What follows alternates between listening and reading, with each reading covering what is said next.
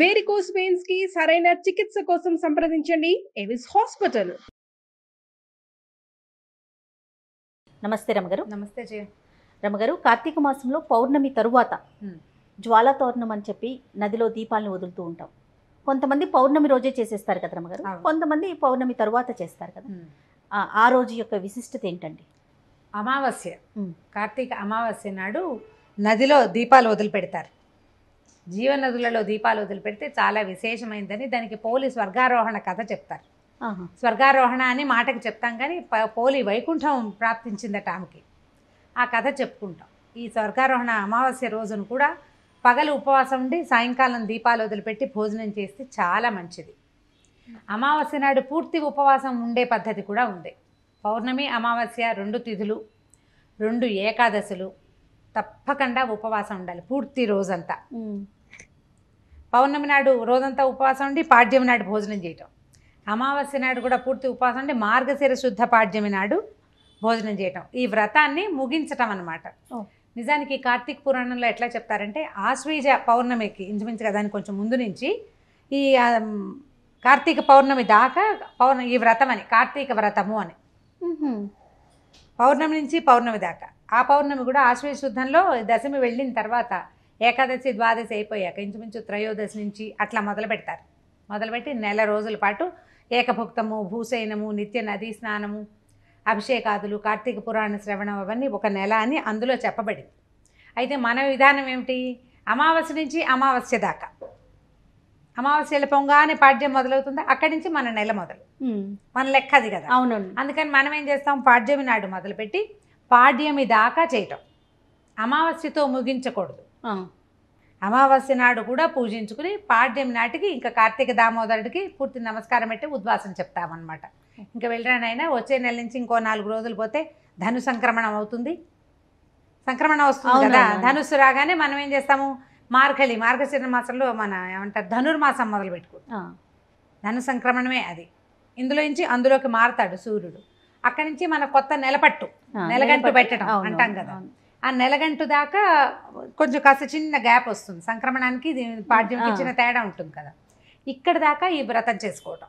అందుకని అమావాస్య నాడు జ్వాలమాలికలు అంటే దీపమాలికా సమర్పణం. కార్తీక దామోదరుడికి నీటిలో వదిలిన దీపాలు చాలా ప్రీతి. శివాలయంలో దీపం పెట్టడం శివప్రీతికి, అభిషేకాదులు శివప్రీతికి. శివాలయంలో జ్వాలా తోరణం చేస్తారు పౌర్ణమి నాడు. అవును. జ్వాల వెలిగిస్తే దాని కింద నుంచి స్వామివారితో పాటు వెళ్తాం. ఇది శివప్రీతి అయితే, ఈ దీపమాలికా సమర్పణము విష్ణు ప్రీతి కోసం సమర్పిస్తాం. చాలా బాగుంటుంది కథ. పోలి అని ఒక అమ్మాయి, పోలమ్మ అన్నమాట. మనం చూస్తుంటాం, వింటాం.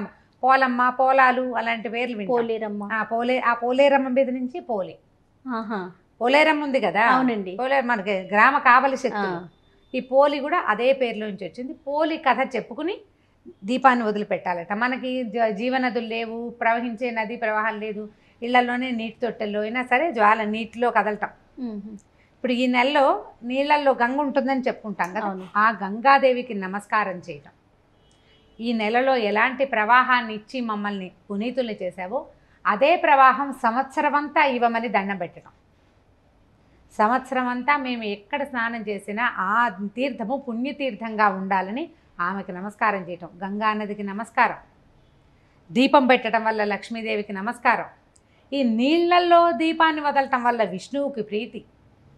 కార్తీక దామోదర ప్రీత్యర్థం, కార్తీక మాసం శివ ప్రీత్యర్థమే. ఇన్ని నెలంతా మనం ఉపవాసాలు, అభిషేకాలు చేసాం. ఇట్లా 4 దేవి దేవతలకి ప్రీత్యర్థమే ఈ చివరి రోజున ఇచ్చేటువంటి దీపమాలిక. మనం ఇంట్లో దీపారాధన చేసుకోవచ్చు. ఓ చిన్న తొట్టెలోనో, ఓ బకెట్లోనో, కాస్త పెద్ద టబ్బులోనో నీళ్ళు నింపి దాంట్లో దీపాన్ని, ఆ దీపం ఏంటంటే ప్రమిదలు పెడితే మునిగిపోతాయి. అందుకని ఏం చేస్తాం, మనం మన అరటి దొన్నెల్ని చిన్న చిన్న డిప్పల్ని తెచ్చుకుని దాంట్లో చిన్న హోల్స్ చేసి కాస్త అంత ఆవునేతితోటి ఒక ఒత్తిని వెలిగించి వదిలిపెడతాం. ఆ నీళ్ళు కదులుతూ ఉంటే నీళ్ళలో ఒక సంతోషంగా కూడా ఉంటుంది. చూడు, మనం పెట్టిన దీపం నడిచి వెళ్ళిపోతుంటే, పారుతూ ఉంటే, ప్రవాహాల్లో వెళ్తుంటే మరీ ఆనందంగా ఉంటుంది. దూరం నుంచి ఆ జ్వాలామాలికను చూసి దండం పెట్టిన ఒక అనిర్వచనీయమైన ఆధ్యాత్మిక అనుభూతి. దానికోసమైనా ఇవి చేసుకోవాలి. మనం పద్ధతులు మానేయకుండా కొంచెం అవకాశం ఉన్నప్పుడు చేసుకోవచ్చు కదా. తప్పకుండా. పోలి స్వర్గారోహణ కథ చెప్దాం. పూర్వము ఒక చాకలి వాళ్ళ కుటుంబం ఉండేదట. అయితే ఏంటంటే ఆయన భార్య పేరు మాలి, చాలా పోట్లాటకోరు, గయ్యాళిది. వాళ్ళకి 4 కొడుకులు ఉన్నారు. 4కి పెళ్ళిళ్ళు చేశారు. పెద్ద కోడళ్ళు 3 అత్తగారికి తోడుపోయిన వాళ్ళే. అంతలో పోట్లాడుకుని అంతలో మాట్లాడుకుంటూ ఉండేవాళ్ళు. ఆఖరి కోడలు కొంచెం మెతకది, బాగా పనిమంతురాలు, కొంచెం భక్తి, దేవుడు, పూజ, మర్యాదగా ఉండటము, పోట్లాడకపోవటం, మితభాషి, మెతకదనం చాలా ఉన్నాయన్నమాట. అన్నీ మంచి లక్షణాలే. వీళ్ళతోటి కలవదు అమ్మాయి. అయితే వీళ్ళు ఏం చేసేవాళ్ళు అంటే తమ పనిని మెతకవాళ్ళు ఉంటే మెత్తటి వాళ్ళు చూస్తే మొత్తబుద్ధి అవుతుంది కదా, అన్ని పనులు ఆ అమ్మాయితోటే చేయించేవాళ్ళు. ఆ పోలి, ఆ పిల్ల పేరు, ఆ పోలితోటే పనులన్నీ చేయించేవాళ్ళు. ఎప్పుడు అదే సిద్ధాంతంగా ఉంటుంది అనమాట. ఏదైనా చిన్న చిన్న తేడాలు ఏమైనా రాగానే కొడుక్కి చెప్పి వాటితో కొట్టించేవాళ్ళు. భర్తతో దెబ్బలు తినేది, కానీ పెద్దవాళ్ళు ఏమైనా చెప్తే మాట వినేది, భర్త మాట కూడా విని నిదానంగా ఉండేదన్నమాట. కొంచెం దైవభక్తి ఎక్కువ, దేవుడికి దండం పెట్టుకునే విధానం ఎక్కువ ఉందన్నమాట. అయితే ఓ సంవత్సరం కార్తీక మాసం వచ్చింది. ఆమె పెళ్ళైన తర్వాత ముందంతా ఆ పుట్టింట్లో ఉంది. ఈ కార్తీకానికి ఆమె ఇక్కడే ఉంది. అయితే ఏమైంది, ఊళ్ళో జనమంతా ఏం చేసేవాళ్ళు, పక్కనున్న కృష్ణానది తీరానికి వెళ్ళి అక్కడ స్నానాలు చేయటం, దీపారాధన చేసుకోవటం. కొంతమంది నెల రోజులు వెళ్ళి కృష్ణా తీరంలో ఉండేవాళ్ళు కూడా ఉన్నారు. వీళ్ళు రజకులు కదా, బట్టలు ఉతికేవాళ్ళు. వీళ్ళు ఏం చేస్తారంటే బట్టలు నది దగ్గరికి తెచ్చిచ్చే మనిషిని ఏర్పరచుకుని వీళ్ళు నదీ తీరంలోనే ఉండిపోతారు. అక్కడ బట్టలు ఉతికారేస్తారు, సాయంకాలం దీపం పెట్టుకుంటారు, పొద్దున సాయంత్రం నదీ తీరంలో స్నానం చేయడం, దీపం పెట్టుకోవడం. బట్టలు వాళ్ళు తేవక్కర్లా ఇవ్వక్కర్లా, వాళ్ళు అక్కడ ఉండిపోవచ్చు అనమాట. వీళ్ళు ఏం చేశారు, అత్త కోడళ్ళు, పెద్ద కోడళ్ళు 3 అత్తగారు కలిసి కృష్ణానది తీరానికి వెళ్ళిపోయారు. ఈ అమ్మాయికి ఇల్లు అప్పచెప్పారు. ఇంట్లో కాస్త గొడ్లు ఉన్నాయి, గొడ్డు గోద, నెయ్యి, వెన్న, మిగడ, పాలు చెయ్యాలి కదా, గొడ్లు ఉన్నాయంటే పని చెయ్యాలి. ఈ అమ్మాయికి ఈ పని అప్పచెప్పారు. నదీ తీరానికి వెళ్ళే అవకాశం అమ్మాయికి రాలా. అప్పట్లో ఇప్పట్లాగా ఏదో ఒక చెరువులో స్నానం చేస్తే సరిపోతుందని అని భావించే రోజులు కావు. నది నియమం. ఇప్పుడు మనం 100 చెప్పుకుంటున్నాం దానికి అమెండ్మెంట్లు. అప్పుడు ఆ కాలం అమెండ్మెంట్ల కాలం కాదు, అందరూ నదీ స్నానమే చేయాలి. పద్ధతి అంటే పద్ధతి. ఈ నదికి ఆసక్తి ఉండి వెళ్ళే వాళ్ళు కొంతమంది ఉంటారు. కొంతమంది ఏమో వీళ్ళు వెళ్తున్నారు కదా, మనం వెళ్ళకపోతే బాగోదేమోనని పక్కింటి వాళ్ళు పోతారు. కొంతమంది ఏమిటో చూద్దామని వెళ్ళేవాళ్ళు, వెళ్ళిన వాళ్ళందరితో సరదాగా ఉండటం కోసం వెళ్ళేవాళ్ళు. ఎందుకు వెళ్ళినా నదీ స్నానం దాని ఫలితాన్ని అందిస్తుంది. శరీరానికి రావాల్సింది వస్తుంది, దాంతోపాటు ఆత్మకి రావాల్సిన పరిశుద్ధత ఆటోమేటిక్గా వచ్చేస్తుంది. మనం చేయక్కర్లా వాంటెడ్లీ. అయితే ఈ అమ్మాయి ఇక్కడే ఉండిపోయింది. అయ్యో నదీ స్నానం లేదు, ఏమీ లేదు నా జీవితానికని బాధపడుతూ ఉంటుంది. అయితే చివరి రోజున, ఈ అమావాస్య రోజున వీళ్ళంతా దీపాలు పెట్టేసుకున్నారు. ఊళ్ళో వాళ్ళంతా దీపాలు పెట్టారు. తెల్లవారితే కొన్ని గంటల్లో పాడ్యమి ఘడియలు వచ్చేస్తాయి, వ్రతం పూర్తవుతుంది అన్నమాట. ఈ అమ్మాయి ఏం చేసిందంటే వెన్న చిలుకుతూ ఏమనుకుంది, దీపం పెట్టేందుకు కూడా నాకు గతి లేకుండా ఉన్నాను నేను, ఈ ఇంట్లో ఏమీ లేవు. ఆ నది దగ్గర ఎవరో బ్రాహ్మణులు ఉంటారు, దేవాలయం ఒకటి ఉంది, అక్కడే పొత్తులు పత్తి ఇవన్నీ వాళ్ళు మేనేజ్ అయిపోయారు. ఈ అమ్మాయికి ఏముంది, అందుకని ఏం చేస్తుంది, తన చీర చెంగు నుంచి 4 దారాలు తీసి దాన్ని ఇట్లా ఒత్తిగా చేసి వెన్న చిలికేశాక, ఆ వెన్నకి కొలత ఈ గిన్నెడు వెన్న రావాలి, అందులోంచి కొంచెం వెన్న తగ్గిన అత్తగారు ఊరుకోదు. కవ్వానికి కొంచెం వెన్న అంటుంటుంది కదా, ఆ వెన్న దీనికి ఈ ఒత్తికి రాసి జిడ్డుగా అవుతుంది. అక్కడి నుంచి ఏం చేసిందంటే ఒక పాత కొబ్బరి పెంకులు కనపడితే 2 కొబ్బరి పెంకుల్లో ఒకదాని మీద ఒకటి పెట్టి ఈ ఒత్తి పెట్టి వెలిగించింది.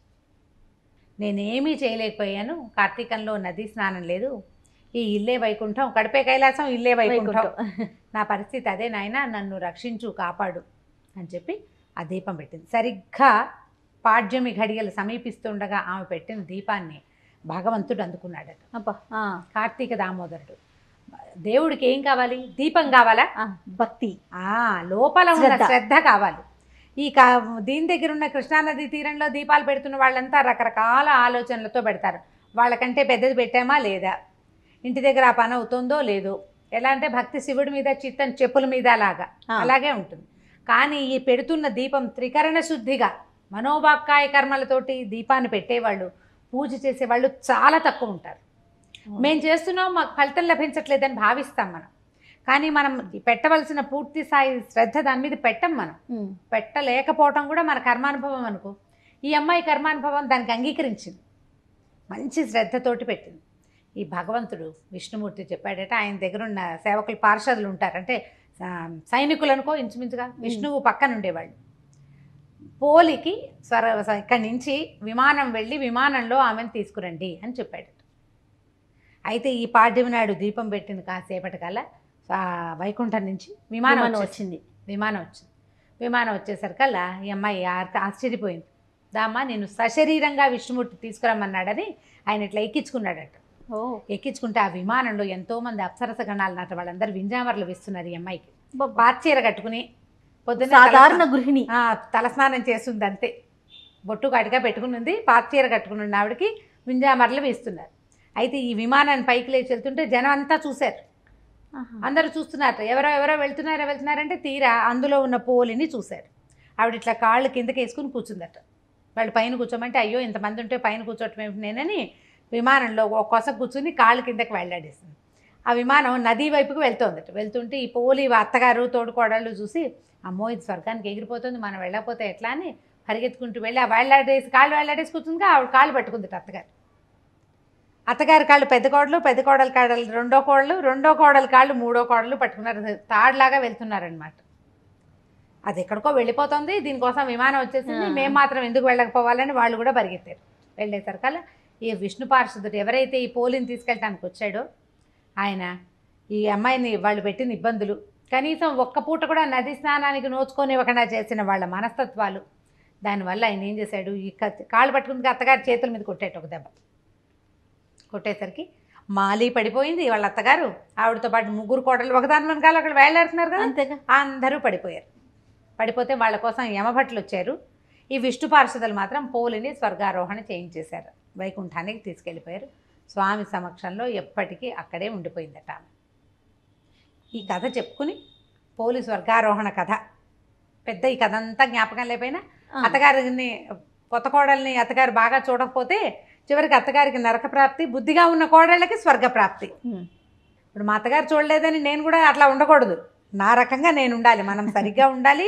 వాళ్ళకి రావాల్సిన చెడు వాళ్ళకి వస్తుంది, నీకు కావాల్సిన మంచి నీకు వస్తుంది. ఆ కథలో అదే చెప్తారు, ఎవరిది వారికే. వాళ్ళలాగా మనం మారిపోకూడదు, మంచిగా మారగలిగితే మారు, చెడుగా మాత్రం మారకూడదు. ఈ కథ చెప్పుకుని అక్షింతలు వేసుకుని ఆ దీపమాలిక సమర్పణ చేస్తే దీంతో కార్తీక మాసం పూర్తిగా వెళ్ళిపోతుంది. నమస్తే, చాలా బాగుంది కథ కూడా. నమస్తే.